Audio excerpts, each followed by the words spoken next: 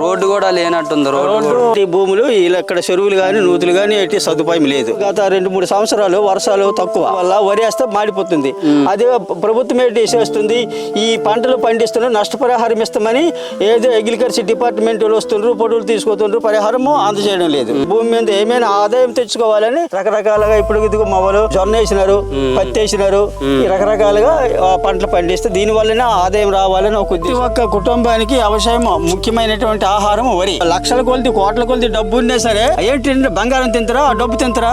వరి ఎన్ని ఎకరాలున్నా దానిలో పెట్టుబడి పెట్టుకొని ఆ వ్యవసాయం 10 మంది కుటుంబాలకి, అందరు ఉద్యోగస్తులకి, ఆఫీసర్లకి, అధికారులకి, కూలీలకి అందరికి రైతు పండించే పంట ముఖ్యం. రైతు అనేవాడు వెన్నుముక్కలాంటి వాడు. అది చాలా గొప్ప విషయం. ఏం చేస్తున్నా, వ్యవసాయం చేస్తున్నా, వ్యవసాయమా అన్నట్టు దాని వరకు కొంతమంది గట్టి ఫీలింగ్ వచ్చి వ్యవసాయానికి తగ్గిపోతున్నారు. వ్యవసాయం అనేది గౌరవించాలి. అలాగైతే ప్రతి ఒక్కరు వ్యవసాయం మీద చాలా ఇంట్రెస్ట్ చూపిస్తారు సార్.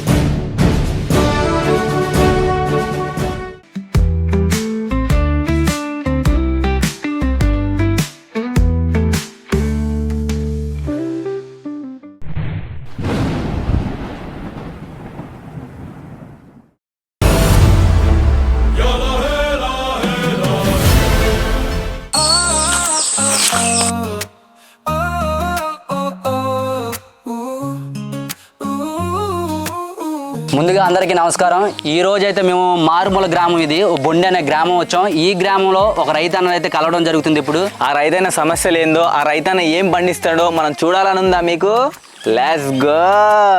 అయితే మీరు కూడా రండి, చూద్దాం వాళ్ళు ఎలా ఉందో అక్కడ పరిస్థితి. ఇక్కడ అయితే ఎవరు అంతగా లేరు, అందరూ పొలాలకు వెళ్ళినట్టున్నారు. సరే ఓకే, మనం ఆల్రెడీ వాళ్ళకి ఫోన్ చేసాము, ఆ సందులో అక్కడ ఎక్కడో ఉన్నా అని చెప్పారు. వాళ్ళ ఇంటికైతే వెళ్దాం. సార్ నమస్తే సార్. నమస్తే సార్. బాగున్నారా? ఓకే సార్, బాగున్నా సార్. ఇదే మనం ఇలా వ్యవసాయాన్ని ప్రోత్సహించడం, రైతులను ప్రోత్సహించడానికి వచ్చాము. ఇక్కడ మదన్ గారు ఉంటారు కదా, అన్నకైతే చెప్పడం జరిగింది.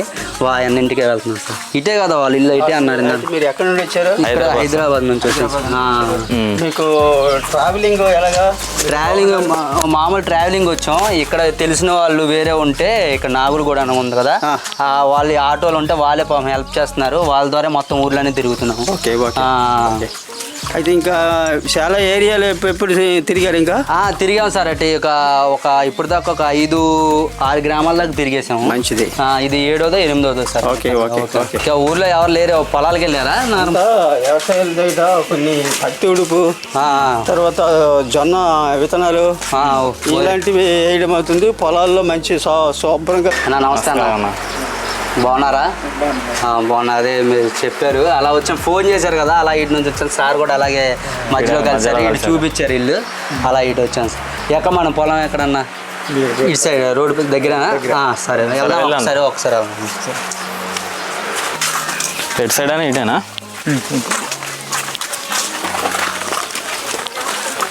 నువ్వేనా ఇది? కరెంట్ సదుపాయం బాగానే ఉంటుంది. లోన్ కొంది బాగా కొంచెం వర్షాలు వల్ల గాలి వచ్చినంత వల్ల అప్పుడు 10 నిమిషాలు, పావు గంట సేపు ఆఫ్ చేస్తారు. ఓకే. తర్వాత 24 గంటలు అందులో తేడా ఉండదు.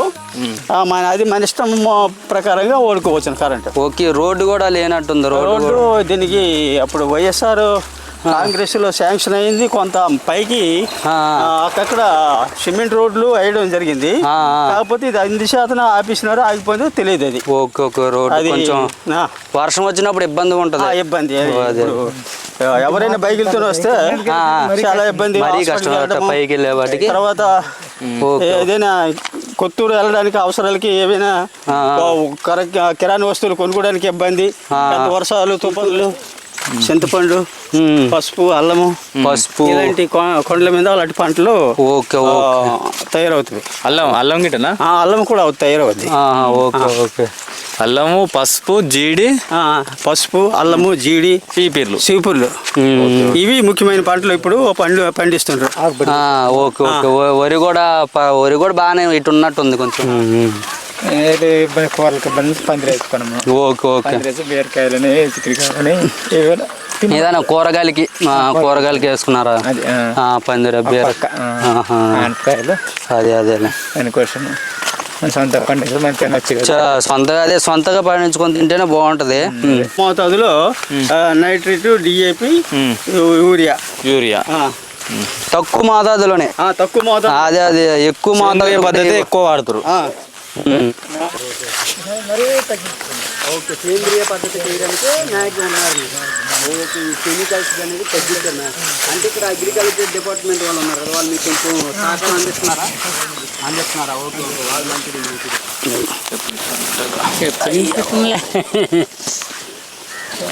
ఓకేనా, ఆల్రెడీ వేసేసారా విత్తనం? Okay okay. ఇది మామూలుగా మీరు ఎక్కువ కెమికల్స్ ఏమైనా ఎరువులు వేస్తున్నారా లేకపోతే నార్మల్ ఎలా అన్న? నార్మల్ దుక్కు దున్నేసి మామూలుగా జల్లేస్తాం. మళ్ళీ సొంత ఈడుకున్నతమే. సేంద్రియ పద్ధతిని వాడేది లేకపోతే ఎలా వాడుతున్నారు మీది? సేంద్రియ పద్ధతి అంటే అగ్రికల్చర్ డిపార్ట్మెంట్ వాళ్ళు మాకు అగ్రికల్చర్ డిపార్ట్మెంట్ పక్కన ఉంది సార్. పక్కన ఉంటే వాళ్ళు ఎలా చెప్తే అలా చేస్తుంటాము. నాన్నగారు ఉండేప్పుడు ఎక్కువ యూరియా, డిఏపి కెమికల్ కలిపేవారు. నాన్నగారు కాకుండా మేము వచ్చిన కాసి మేము దానికి 100% 50% తగ్గించారు. ఓకే, అలాగే మనకి వాళ్ళు కూడా సహకరిస్తున్నారు, చాలా మంచిది. వాళ్ళు కూడా డిపార్ట్మెంట్ వాళ్ళు కూడా ధన్యవాదాలు తెలుపుతున్నాను. ఓకే సార్, ఇది ఏది ధాన్యం ఒడ్డు ఉంటది కదా, విత్తనం పేరు పొట్టి సీర్లు అంటారు. పొట్టి సీర్లు అంటారు. పర్వాలేదు, బాగానే పండుతుంది. మీరు ఇది ఒక పంట వేస్తున్నారు ఇక్కడ లేకపోతే ప్రతి ఏటా పంట సార్? ఎప్పుడు ఒరే వేస్తున్నారు? ఇప్పుడు ఒరే. ఓకే ఓకే, అంటే ఇక్కడ పర్వాలేదు, నీటి సదుపాయం కొంచెం వర్షాధారం కొంచెం పర్వాలేదు. అంటే వాటర్ లేదు కానీ వర్షాధారం. కానీ మీరు వరే వేస్తున్నారు, ఇంక వేరేది వేయట్లేదు, ఎప్పటి నుంచి వరే వేస్తున్నారు? Okay okay okay sir. So నీరు తక్కువ. ఓకే ఓకే, అంటే వర్షాధారం ద్వారా చేస్తారు అంతేనండి. అయ్యా, నా పేరు పెంటయ్య. మరి మాది బొండి గ్రామము, శనబాగ పంచాయతీ, శతంపేట మండలము, పార్వతీపురము, మన్యం జిల్లా. Okay okay, Andhra Pradesh. మరి ఇక్కడ ట్రైబులు అందరము ట్రైబులమే ఇక్కడ వ్యవసాయం చేస్తుంటాము. ఈ కొండ ప్రాంతంలో వర్షాలు కానీ ఎక్కువ కానీ పాలిస్తే ఈ భూములంతా బాగా నీరు సప్లై అయ్యి పండుతవి. లేదు వర్షాలు కానీ తక్కువగానే అయితే ఈ వ్యవసాయాలు కూడా డిసెంబర్ కల్లా మాడిపోతున్నవి. అలాంటి భూములు ఇలా ఇక్కడ చెరువులు కానీ నూతులు కానీ ఎట్టి సదుపాయం లేదు. తర్వాత ఏది ఏమైనా సరే మరి వరి పంట ముఖ్యము. అది వరి పంట ముఖ్యం కాబట్టి అందరికీ అనుకూలంగా వరి పంట పండిస్తున్నాము.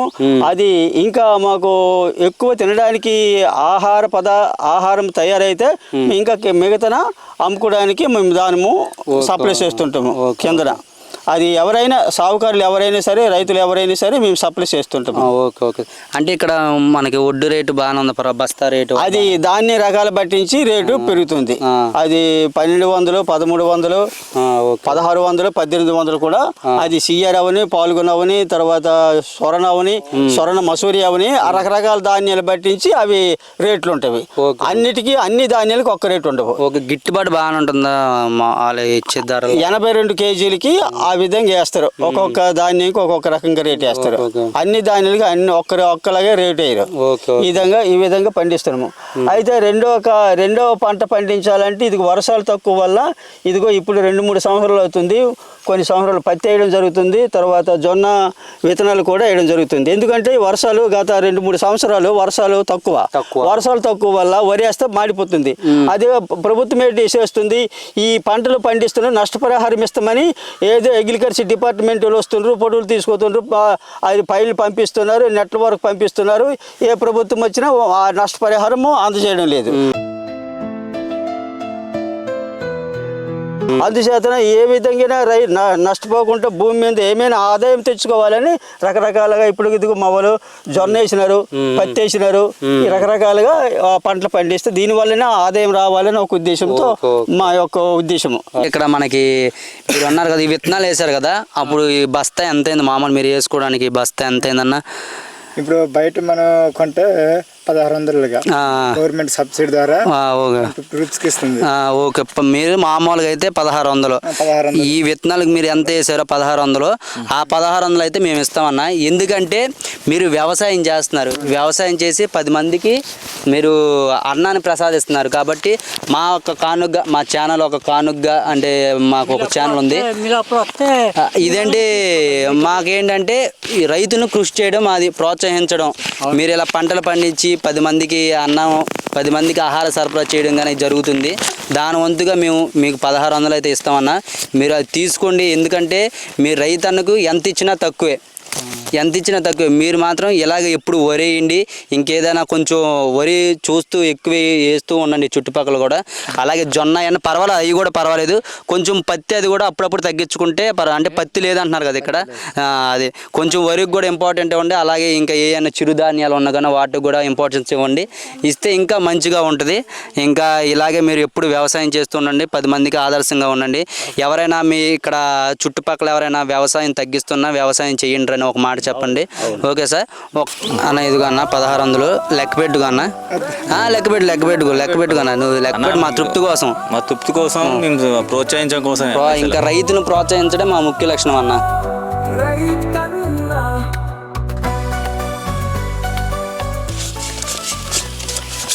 ఓకే సరిపోయిందన్న. ఇప్పుడు చాలామంది ఏం చేస్తున్నారంటే వ్యవసాయం తగ్గించేస్తున్నారన్న.